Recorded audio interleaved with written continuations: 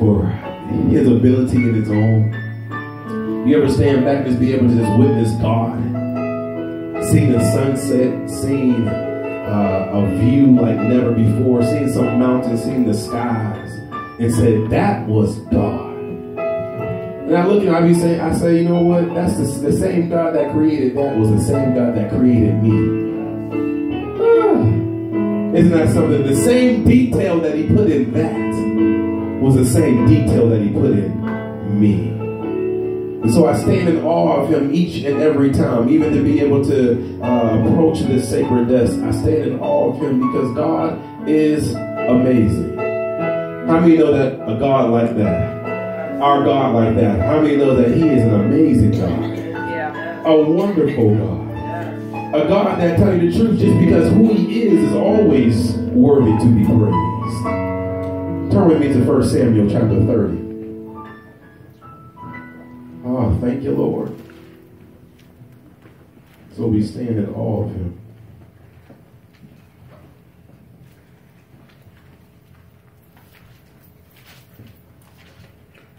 So we're continuing our theme on this year, from brokenness to wholeness. We're going to be dealing with family, faith, and even in our finances. Amen. From brokenness to wholeness.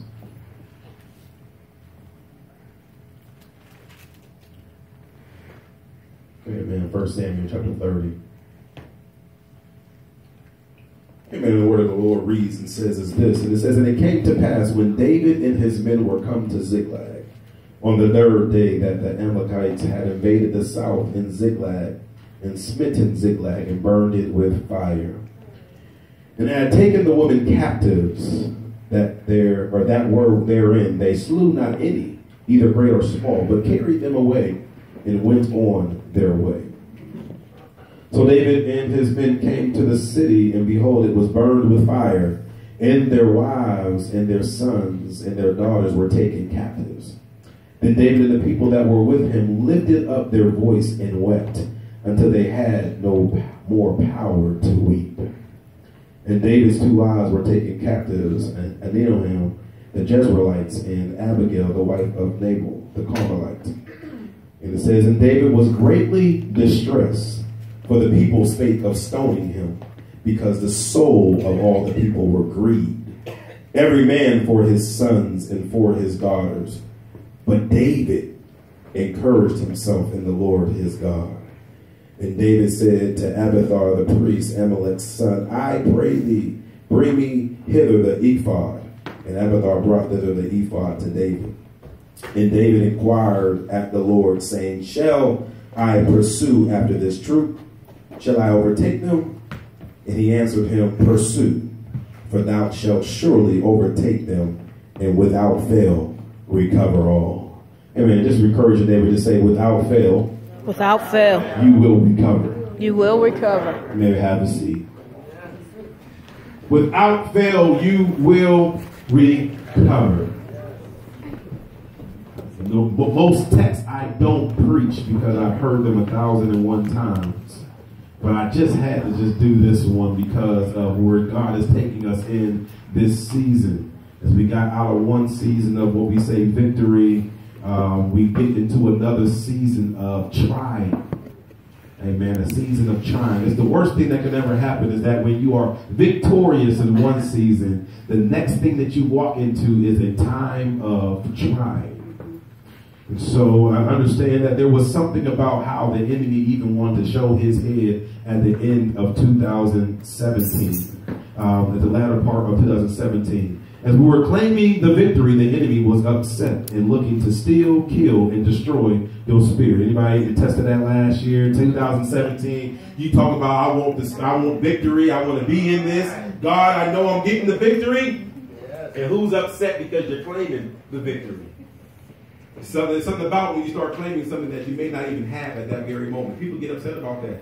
When you expect something to come upon your life, people don't want to agree, and the enemy doesn't want to agree because he knows that you are dangerous. You are dangerous if you are victorious. And so at the end of 2017 or throughout the whole year, you have a part in your life and you sitting there saying that, God, I'm going to have the victory. Last year, we walked into 2017, some of us walked 2017 defeated and broken and messed up and jacked up and confused and lost. It had the audacity to say that I have the victory. And not only that I have the victory, but that it shall come to pass. The enemy gets upset about that because you declared that in the house of the Lord, in the presence of our most and mighty God. And so what he does, it says that he tries to confuse you. Like we often know, we said, last year we said that we walk through the valley of the shadow of death, we will fear no evil because thou art with me, right? And we said that we don't fear because it's only a shadow. We understand that a shadow is only an imitation, but can never be what? Reality. And so what happens is that when you start claiming the victory, the devil comes in and starts giving you an imitation of something. And so what happens is, if you get caught up in, like I told you, Minister Cook said that fear is not even real. We make fear real when we start believing it and we let it come into our lives to distract us from what we are going or what we have going on. And so we cannot get tripped up off of imitation when God said that at the end of the day, I am the only reality that you need. So we come out of 2017 and it seemed like the devil got truly upset. We started talking about, especially when we start claiming and saying miracles. Miracles is going to come by. God, you got 21 days, and I know you can still work a miracle. Then we went down to 14 days. Then we went down to 7 days. Some of us went down to 3 days. Some of us went down to some hours. Some of us went into the new year talking about, God, I still know you can work a miracle of 2017 because I know that it shall come to pass. And the enemy tried, oh my Lord, today, I don't know about you, but some of us know the enemy still trying to creep in even at the last hour. Amen. 2017, you still got hope of God's ability because we claimed in the atmosphere and said, what? God, you can do exceeding abundantly above all that we shall ever ask or think. And at the last minute, the devil still was fighting. Yes. At the last minute, we were still believing, but at the last minute, the devil was still trying to fight. But how do we know that there's a victory that God has already won? My God, today. There's a victory that doesn't matter when the timing comes. God is the God above time. Yes. God is the God that has victory over time. And so the devil comes in to still kill and destroy your spirit. And time again, we will often think we were making progress. How many times we had that part? In these past years, we thought we were making progress. Just then to experience something in our life that was sort of a setback that made us feel that we stepped way back. God was doing some things. He was changing some things. He was working some things around. And then here comes a circumstance that made us feel like we were miles away from God when we just felt like we were close to God yesterday. Anybody ever had that frustration? Man, God, I felt like we were the closest that we've ever been. And like that, I feel like we're so far away from each other. That's the enemy, the trick of the enemy that's trying to come in and destroy what God has for you. I'm understanding that there's no worse feeling than feeling like someone came into your space and took everything that you had. And I had to go back into a couple weeks ago, and I had to feel sad. I had to let my empathy come in. Because I remember when these gentlemen, about 53 males, walked into Heinz Field, and they took a win that these other 53 males thought they had. Come on, brother, you know what I'm going to talk about. These other 53 males thought they had a win, but these other guys from the cold states up there in New England came into Heinz Field. Can I preach my text today? Came into Heinz Field and took what the Steelers thought they had. Come on, he had a catch. They thought they had a win, but they just did not have. They didn't have it to win. They didn't have the win. But what happens is, you know that bad taste in your mouth when somebody comes into your place and takes something that was yours.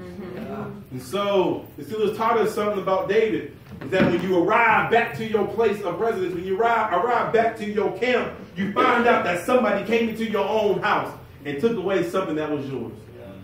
And so trust me, the worst feeling is always when somebody steals something from you.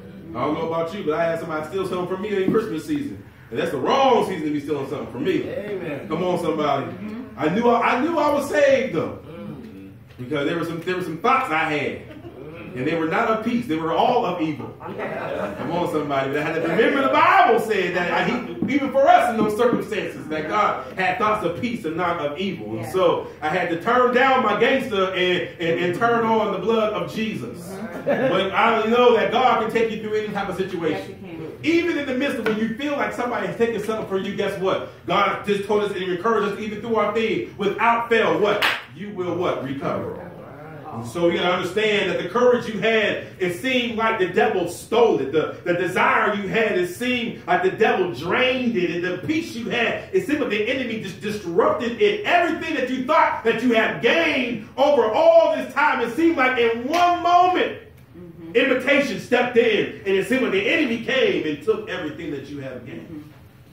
Understand this, that these setbacks came to break us. But this year, we are going from brokenness to wholeness. If somebody put your hand on yourself and say, I'm going from brokenness to wholeness. That's what we're doing. We're going from brokenness to wholeness. I told you that many times we can shout, we can dance, we can have a good old time in church, but most of us are doing that broken. We're praising God, hands lifted up because the preacher said it, but we're doing it broken. We're walking out here, we're having a great time, but then we go back into our homes, what? Broken. But God is saying that I'm coming to fix everything. I told you before, when God touches one thing, he touches it all. He doesn't give us incomplete, he doesn't give us incomplete healing. He gives us a total wholeness and healing. Understand this. We won't dwell with what tried to break us. We will dwell within who continues to mend us. And so I understand I had to ask this question to myself last night as I was studying. How does it feel to be in preparation to fight your battle, just to find out that the enemy has already invaded your camp? That's the worst feeling of it all. It said that the Philistines and David and them finally teamed up. He teamed up with the enemy to fight against another enemy. Sometimes you guys got to get with your enemy just to fight with against. Normally it happens in an odd way, right? You got two enemies that don't like each other, they don't even know each other, but they team up against you. Didn't we talk about that before? Most times enemies team up against us. But in this case, David and them teamed up with those who they really wouldn't be with just to fight against another. And so they were in preparation for battle. But found out that in the midst of their preparation, the enemy had already snuck into their camp. That's just like us. You say to God, I've been going to church, but the enemy is attacking my home. I've been humbling myself in prayer, but the enemy keeps attacking my mind. I've been paying my tithe, but the enemy keeps attacking my finances. Do I have any witnesses on the day?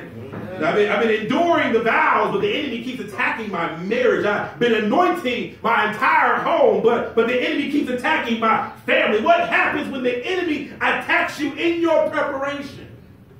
Have you ever been in this situation? Preparing to get your life right? Making up in your mind that you're going to get these things together, but then the enemy begins to attack you. It seemed like when you wasn't focusing on getting everything together, the enemy wasn't doing nothing to you. And you felt like you had all this time. Now all of a sudden, I wake up to God and say, you know what, God, shall not return to that again. I'm going to get everything back together again. For God I live and for God I die. And soon we say that, all of a sudden, here comes the enemy. I've been preparing to line myself up with the Lord. I've been preparing to line myself up right with the word. But as soon as I said yes, the enemy said no. Oh, come on, somebody. The enemy begins to attack in preparation. And so we're preparing to change your ways, and the enemy begins to attack. Prepare to go forth in God's will, and the enemy comes in to destroy. And so when we look at this text, we see in verse 1 to 3 that David returned back to Ziklag and found out that not only was their camp destroyed by fire, but their wives and daughters, as well as their sons, were taken captive. Look at the definition of fire. Certain definition of part of fire says a destructive burning of something. Destructive burning of something. So then I have to look at the word burning. And it said to be destroyed by fire or flame or glow while consuming a material. Very keenly or deeply felt. The one thing about fires is this. And it made me upset about hearing about that fire in Homewood. Because the man purposed himself to set that house on fire. Mm-hmm. And think about it. If you hear about the conversations, it was that he was upset with somebody else. Donnie was in there, but he didn't. Let me break something down to you. Your words are you got to choose them wisely. Mm-hmm. Because he was upset with one, but they said that he said I'm going to kill them. Mm-hmm. Right? I'm going to kill them. There's something that fire for some reason does that a bullet can't do. Mm-hmm. And when you set things on fire, is you have the intention, as the definition says, of burning. And when you have an intention to burn something, there's these three words that I found in these definitions: destroy, consume, and to make something very keenly or deeply felt. Mm-hmm. That means you're trying to hit something to the level of a core that makes somebody feel like there's no point of return. Mm-hmm. I come back to my camp, and my camp has burned down.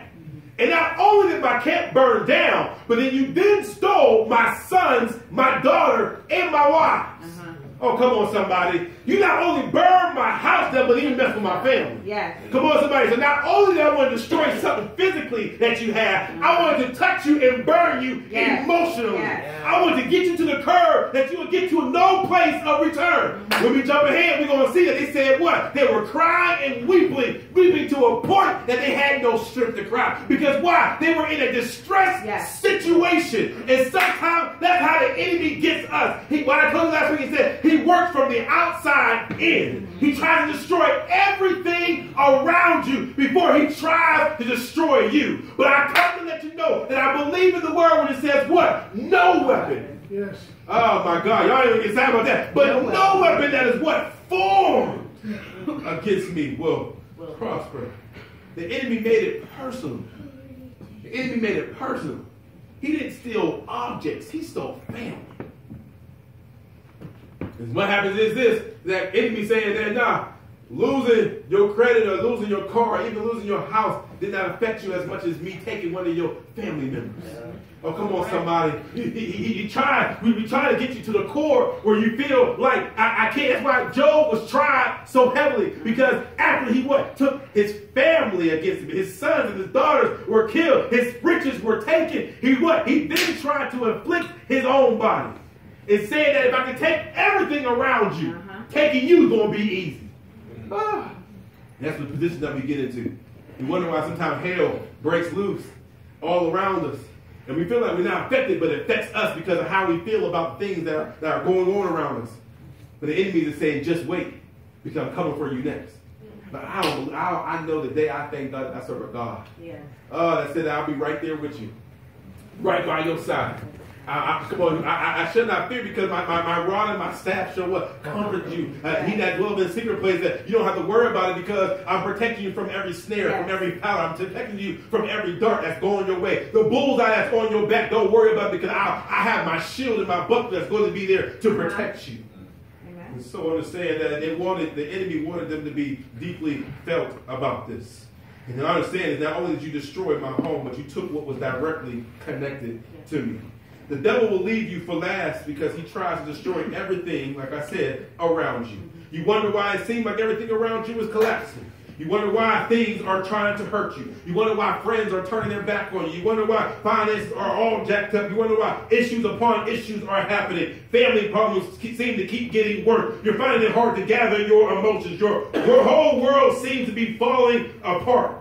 But God promised us in Isaiah 40 that I love the most. He said, every valley shall be exalted, and every mountain and hill shall be made low, and the crooked shall be made straight, and the rough places made plain. The next verse it says this, for the glory of the Lord shall be revealed. That means that it does not matter what circumstance that we're in. It does not matter when you show back up and it seems like everything around you have been burnt up, tore up, destroyed. God said that I shall be able to fix this. What man tries to fix, you don't have to worry about it, because guess what? I shall make everything that's crooked straight. I shall be able to resolve every valley into a mountaintop experience. God is saying that it does not matter how jacked up it may seem, it does not matter how deep to the core it may be. God is saying that I can replenish and heal every and anything that's coming your way. Yes. So I can attest how these men felt in verse 4. It said they lifted up their voices and wept until they had no power to weep. You never got like that. You ever cried so much that you become too exhausted to cry?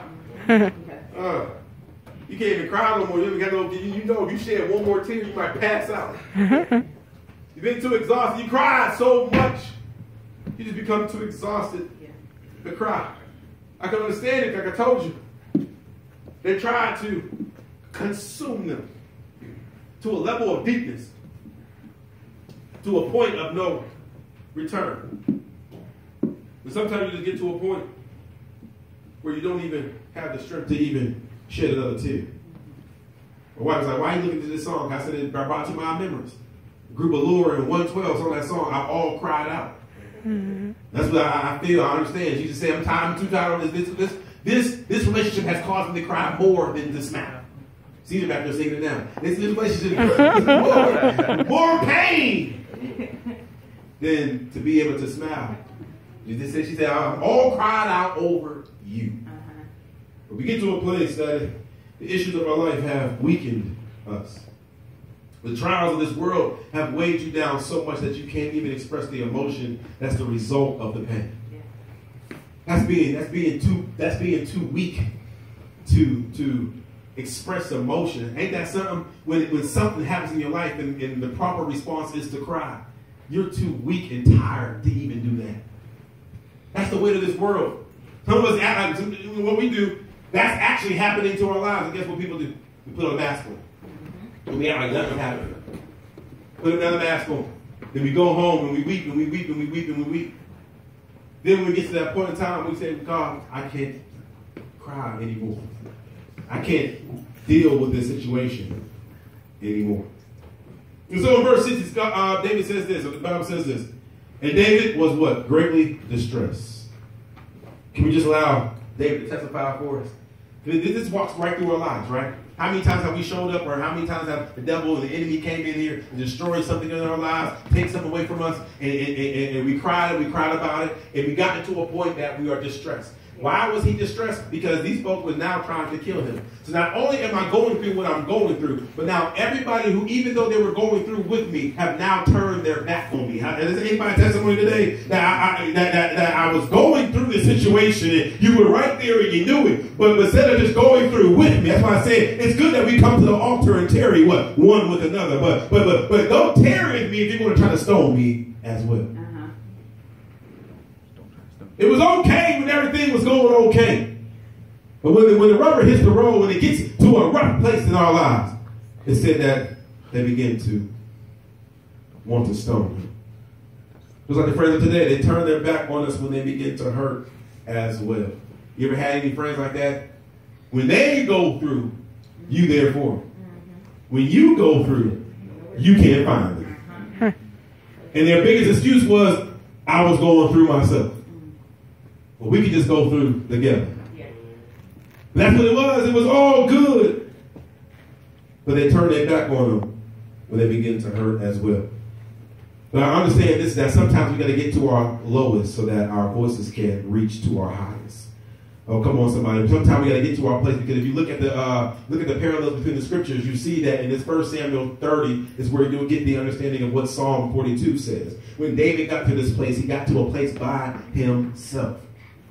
Even with people trying to kill him, even when people trying to stone him, even when people falling up against him, he then sings this praise unto the Lord and prays to God and says, as the hart panteth after the water brooks, so panteth my soul after thee. He says, oh God, my soul thirsteth for thee, for the living God. When shall I come and appear before God? My tears have been my meat day and night, while they continually say unto me, where is thy God? He was sitting there saying that as much as I cried, and I could not cry again, my tears were crying out, where is God? But he understood that in the midst of distress, he understood in the midst of his situation, he understood that he needed God the most. That even when my friends turn on me, I don't need another friend right now. I don't need another circle to be in. I don't need another clique. All I need in the midst of the situation is God. Come on, somebody. That's how David was thinking. They said that when he was in his distress, he then prayed this prayer and said, as the deer panteth after the water brooks. Oh, my soul panteth after thee. He said, my soul thirsted for God, for the living God. God is saying, is your desire going to change? What is your desire in the midst of your circumstance? Now I say, what are you going to do in the interim? What is your desire in the midst of the circumstance? God said that he has to take you to your lowest just for your voice to reach its highest. Yeah. God is saying, what are you going to do when everything has came against you? When everyone has came against you? When those who are close is not on your side no more. When who and where you are at is by yourself and lonely. God said, well, I still hear your voice. So he said that he found out that even in his brokenness, wholeness is all he needed. Come on, somebody. Even when I'm broken and I can't get up, even when I'm broken and it seems like I'm not put together, even when I'm broken and it seems like my world has fallen apart, all he understood was that wholeness is what I needed. The Bible says this, that David encouraged himself. It says in distress, he encouraged himself. In the worst of days, you got to encourage yourself. In your lonely days, you have to encourage yourself. In your darkest days, you have to encourage yourself. When your giants get bigger and bigger and bigger, you got to be able to encourage yourself. When you lost a fight with the flesh, you got to be able to encourage yourself. When you feel defeated, you got to be able to encourage yourself. Because guess what the text said? When David was distressed, it didn't matter what others were doing. He encouraged himself. And you look at that scripture, it says, when he was distressed, it said when others wanted to stone him. And you see the semicolon right there, but it says, but David encouraged himself. He ignored what everybody else was trying to do against him, and he encouraged himself. I don't know who that's for today, but I want to tell you anyhow. Yeah. Don't worry about the backlash of your decisions. Don't worry about the backlash of your issues. God said, ignore the haters, ignore the enemy, because he said, oh my God, I have given you the power to encourage yourself. Amen. Yes. Everyone chose to throw stones, but he chose to encourage himself. Ain't that like our lives right now? Every single time something goes on, every single time something goes wrong, the first thing everybody want to do is what? Start throwing stones. Mm-hmm. Yeah. First thing everybody want to do is start throwing stones.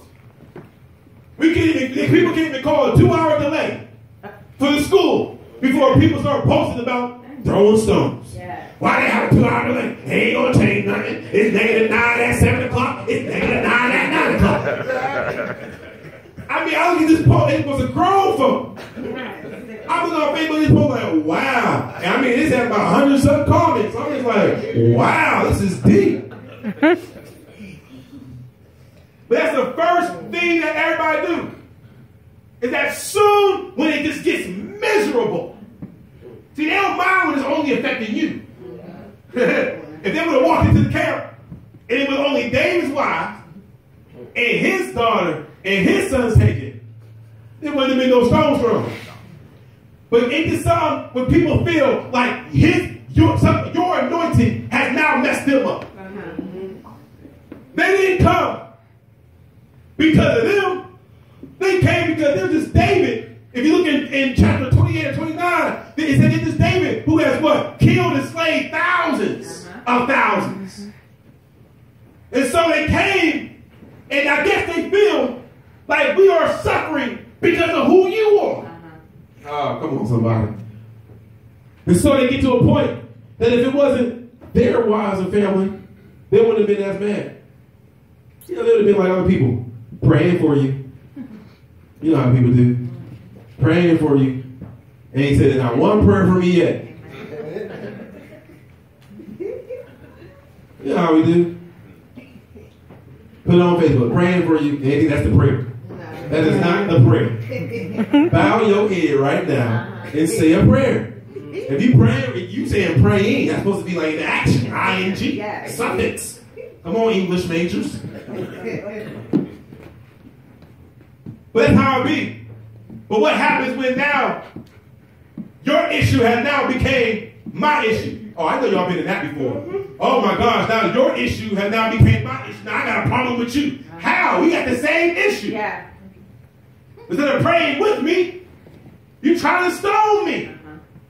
And so we get to a place that he says this, I don't want to pay attention to those who's trying to stone me. I don't want to pay attention to those who have turned their backs on me. I could, if I wanted to, focus on everybody who turned their back on me. I could, if I wanted to, focus on all the enemies or my frenemies that I have. I could focus on all those who backstabbed me, treated me wrong, did me wrong. I could focus on all those family members that didn't act like family, that people say, no, friends is closer than my family. I could focus on all that, but I won't. Because if everybody wants to disappear, then I guess what? God has given me the strength to encourage myself. So you have to be willing to do for yourself what others are not willing to do for you. And so when everyone else was plotting against David, only thing I could think about was David saying to himself, the Lord is my light and my salvation. Whom shall I fear? The Lord is what? The strength of my life. And what? Whom shall I be what? Afraid. It says when the wicked. Yes. Oh, come on. This text preaches it right here. When the wicked, even my enemies and my foes, yes, came upon me to what? Eat up my flesh. They what? Stumbled and what? Fell. Yes. Though the host shall camp about against me, my heart shall not fear. Though war shall what? Rise against me. But he said, in this will I be confident. Yes. One thing have I what? Desire of the Lord. That I what? Will I seek after. Yes. As the deer panteth after the water. But right. Oh, come on. One thing that I have desire. That even when everybody else is against me, I'm still desiring the Lord. Even when everything has burnt up and jacked up, guess what? I'm still desiring the Lord. Yes. Even when everything around me has been destroyed, the enemy has taken this, he has taken that, he has taken, trying to take my mind, trying to take my family, trying to take my kids. But guess what? One thing have I desired of the Lord that I will seek after. Yes. That I may dwell in the house of the Lord all the days of my life. Then you start really getting encouraged to what? Behold the beauty of the Lord. And to inquire into his temple. Sometimes you just got to space out.